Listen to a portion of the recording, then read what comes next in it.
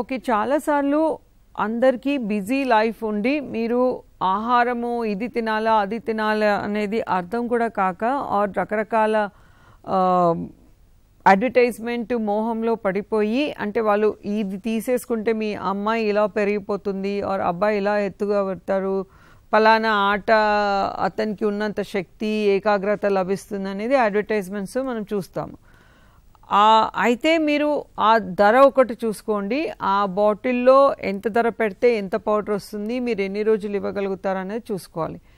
అలా vitamins minerals అనేది ఆహారం ద్వారా, అంటే ఒక గ్లాసు పాలు, ఒక గుడ్డు లేదా 2 గుడ్లు, రోజుకి ఖచ్చితంగా ఒక విటమిన్ సి అండ్ ఏ ఉన్న ఫ్రూట్స్ లైక్ అది పప్పాయ కానివ్వండి, లేకుంటే క్యారెట్స్ కానివ్వండి, లేదా దానిమ్మ, లేకపోతే జామకాయ, నిమ్మరసము, ఉసిరి, ప్లస్ ఒక గుప్పెడు వేరుశనగలు లేదా నువ్వులు, ఇలాంటివి మీ ఆకుకూరలు ఇలా ఇచ్చినప్పుడు ఏదైతే అలవాట్లు మీ పిల్లలకి చేస్తున్నారో అవి లైఫ్ లాంగ్ ఉంటాయి.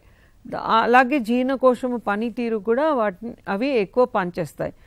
ఏ పౌడర్ కనుక మీరు కొన్నట్టయితే డబ్బులు వెల ఎక్కువ ఉంటుంది, వాటి పనితనము శరీరం మీద తక్కువ ఉంటుంది. ఎప్పుడన్నా హెల్త్ బాగాలేక వాళ్ళు మామూలు ఆహారం తినలేకున్నప్పుడు మాత్రమే ఇలాంటి క్రైసిస్ సిచ్యుయేషన్లో అలాంటి వాడాలి. కానీ రోజువారీగా మీరు వాటికి ప్రత్యామ్నాయంగా అంటే మంచిగా అంటే పల్లి పౌడరు, నువ్వుల పౌడరు, లేకపోతే ఖర్జూర పళ్ళు, నిమ్మరసము, ఆమ్లెట్ ఇట్లాంటివి ఇచ్చినప్పుడే వాళ్ళు ఎక్కువ ఎదగడం అనేది చూస్తాము. అంటే బియ్యం 3 పూటలు ఇచ్చే బదులు రాగి, జొన్న అనేవి కూడా మీరు అంబల్లాగా, ఉప్మాలాగా, నూడిల్స్ లాగా కూడా దొరుకుతాయి.